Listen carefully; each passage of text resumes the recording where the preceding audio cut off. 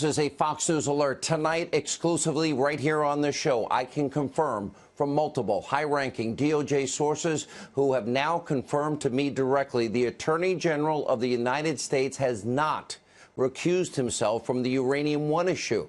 Now, that is huge news tonight. We'll have more on this breaking news with Greg Jarrett in just a minute. Plus, we are following several developing news scandals tonight, all centered around one person, Hillary Clinton, and that ruthless political machine that mowed down anyone who threatened her quest to be the leader of the free world. First, we have new evidence that Hillary Clinton rigged the DNC during the primary battle, and she basically stole that primary from Bernie Sanders and the nomination.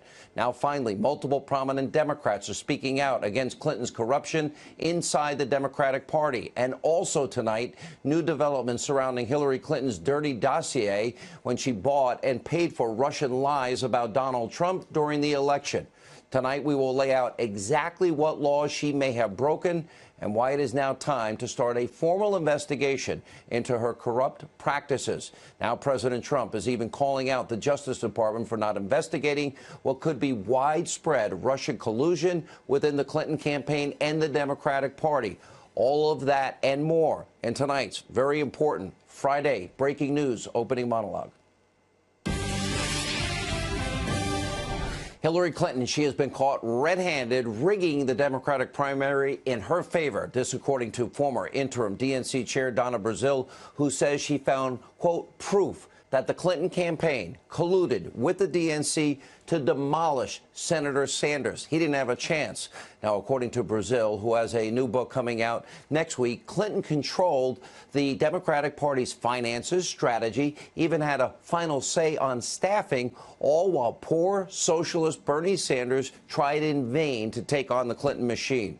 Now, Brazile wrote an op-ed for Politico magazine entitled Inside Hillary Clinton's Secret Takeover of the DNC. She wrote, quote, I had promised Bernie when I took the helm of the Democratic National Committee after the convention that I would get to the bottom of whether Hillary Clinton's team had rigged the nomination process as a cache of emails stolen by Russian hackers and posted online had suggested. I'd had my suspicions from the moment I walked in the door at the DNC a month or so earlier based on the leaked emails. But who knew if some of them might have been forged? I needed to have solid proof, and so did Bernie. Brazile later goes on to explain her findings. She wrote, quote, Debbie was not a good manager. She hadn't been very interested in controlling the parties that she let Clinton headquarters in Brooklyn do as it desired, so she didn't have to inform the party officers how bad the situation was. How much control Brooklyn had and for how long was still something I have been trying to uncover for the last few weeks. By September the 7th, the day I called Bernie, I had found my proof, and it broke my heart. Now, that news should disturb every single voter in America. Now, even some of Hillary Clinton's former comrades in the Democratic Party, they are now turning on the twice-failed presidential candidate. Watch them. Earlier today, we heard from Donna Brazile that what many people had suspected for a long time has turned out to be true. The DNC secretly chose their nominee over a year before the primary elections even occurred. This is a real problem. But what we've got to do as Democrats now is we've got to hold this party accountable. This is a test for Tom Perez. It was rigged. Now, we reached out to Clinton's communications director, Nick Merrill, for comments about Brazile's claims. Now, he directed us to the statement that he wrote on Twitter. That reads in part, crux of all of this bluster about DNC and HFA is Sanders didn't have the same opportunities to work with the DNC. Simply are not true. They opted not to. Oh, really? You're telling me Bernie Sanders had the same opportunities to control staffing and strategy and money and the head of the DNC at the time that lifelong Clinton ally Debbie Wasserman Schultz?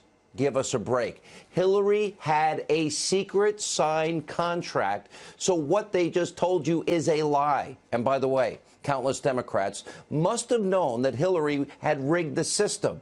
And those are the people that stood by and said and did nothing. And then there's poor Bernie Sanders. He knew now that the system was rigged, and yet he still supported Hillary Clinton in a general election. Where is his backbone? And today, Nancy Pelosi dodging questions when reporters tried to ask her about all of this. This is the highest level of corruption we have seen in our lifetime. Every single person that voted for Hillary Clinton, you should be outraged, especially those that voted in the primary for Bernie Sanders. You were ripped off. This was a stolen election. It's a massive scandal. It is now dividing the Democratic Party. This will haunt Hillary Clinton for the rest of her life. Now, this smoking gun story broke just yesterday, but if you turned in to your network news broadcast last night, you wouldn't even know that this story existed. Newsbusters reports today not one single second of coverage was dedicated to this story, not on ABC, CBS, and definitely not on NBC. Now, this shouldn't surprise us. They're all driven by radical left-wing ideology and politics. They're supposed to be fair and balanced. They report the facts. Now, this is called a bias of omission, and it's the media's favorite trick to bury stories that look bad for their friends, their comrades, the Democratic Party. But unlike them, on this show, we have promised we will expose truth, and we do it every night. Now, tonight, turn to another shocking revelation from Donna Brazile. Not only is she calling out the corrupt Clinton machine, but she also had a few choice words for former President Obama and how he nearly bankrupted the DNC. She wrote, quote, Obama left the party $24 million in debt, $15 million in bank debt, and more than $8 million owed to vendors after the 2012 campaign, and had been paying that off very slowly. Obama's campaign was not scheduled to pay it off until 2016. Now, months after being corrupted by Hillary Clinton and bankrupted by Barack Obama, the fledgling DNC is facing yet another scandal, this time over a staffing email first obtained by the Daily Wire from a Democratic technology manager. Now, this email encourages staffers to look for candidates for some open positions. However, the manager then goes on to write this. I personally would prefer that you not forward literally straight white males since they're already in the majority. Wow. Now, we reached out to the DNC and the person who wrote the email for comment. Shocking. Well, we haven't heard back. This is just one more example of the Democratic Party. They pretend that they're an inclusive party for everybody, all while actively now proving discrimination against people. And also tonight, new developments in the real Russia collusion story. And of course, I'm talking about the anti-Trump Russian dossier, bought and paid for, we now know, by the Clinton campaign and created by a former foreign spy using false Russian intelligence, all designed by Hillary Clinton, her campaign, to use false Russian intelligence to now steal the general election, just like she stole the primary from Bernie. And that's not all. The Clinton campaign funneled the funding of this document through a third-party source in order to cover their tracks. But Hillary Clinton, she wants all of us to think this is a non-story because the dossier didn't come out until after the election. Watch this.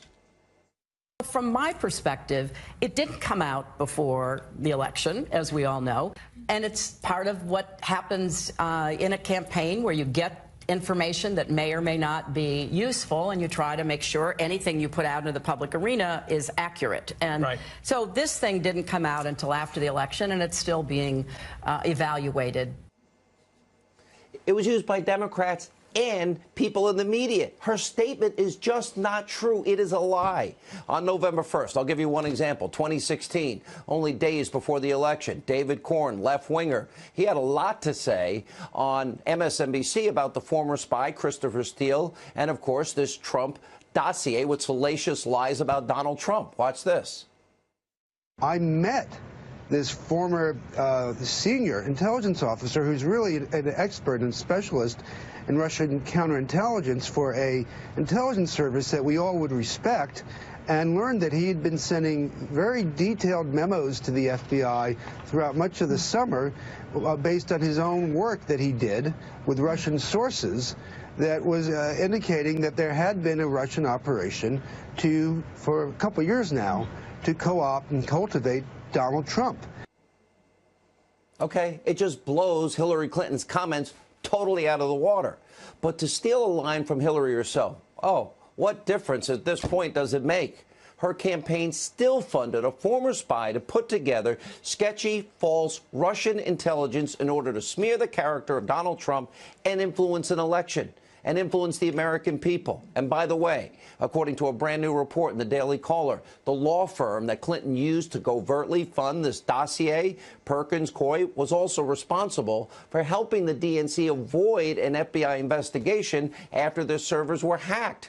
Now, I wonder who Debbie Wasserman Schultz got that law firm recommendation from. How is it that Hillary Clinton, think about this, how does she delete 33,000 subpoenaed emails, bleach bit, acid wash the servers, and then, of course, use a hammer on Blackberries and iPhones? And why is it Debbie Wasserman Schultz? What's going on here?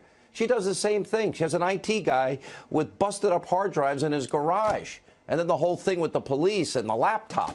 I'm telling you, there is so much evidence. What is wrong with the Democrats? How did they get to continue to obstruct justice?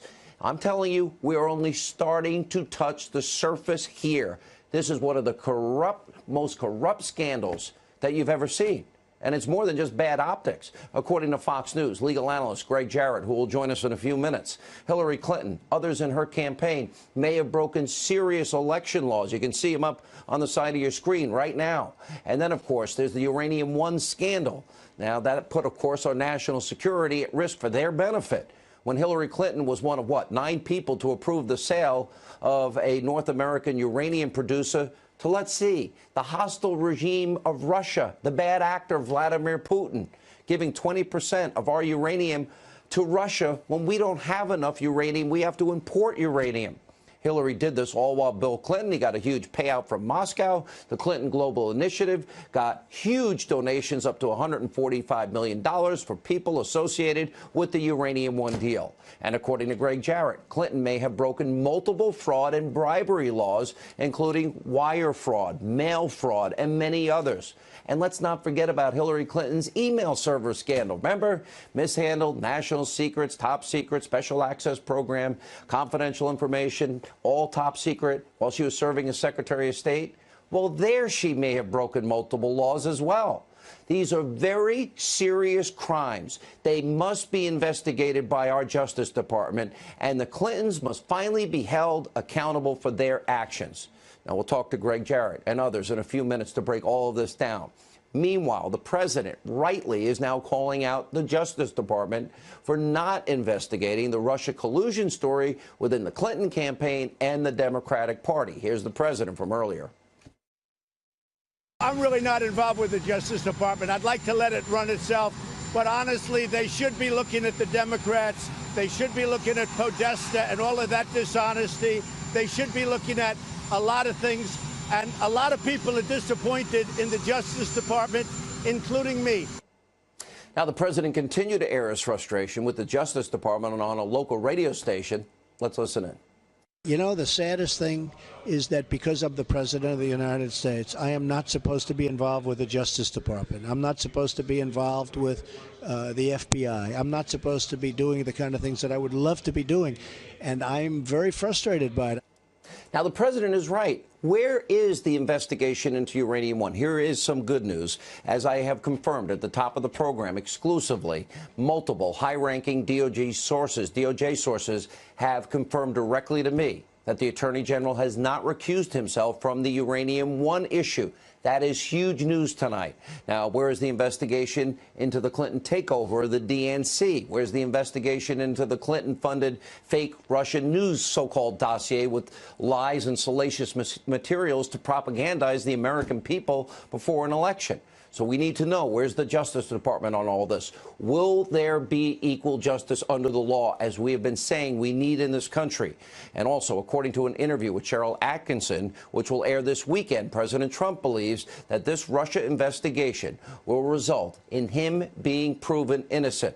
Finally, I want to end with some good news tonight, which, by the way, you will never hear in the mainstream media because all they care about is delegitimizing this presidency of Donald Trump. All they talk about is Russia, Russia, Russia for a year with no evidence.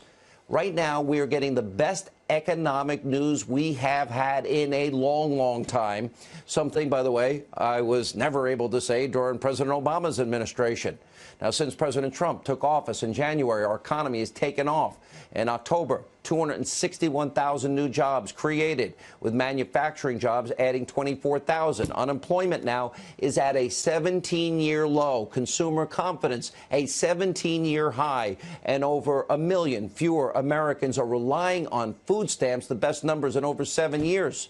The homeowner rate in the last quarter has risen, and more people are in the workforce than, say, 7 years ago. Wow.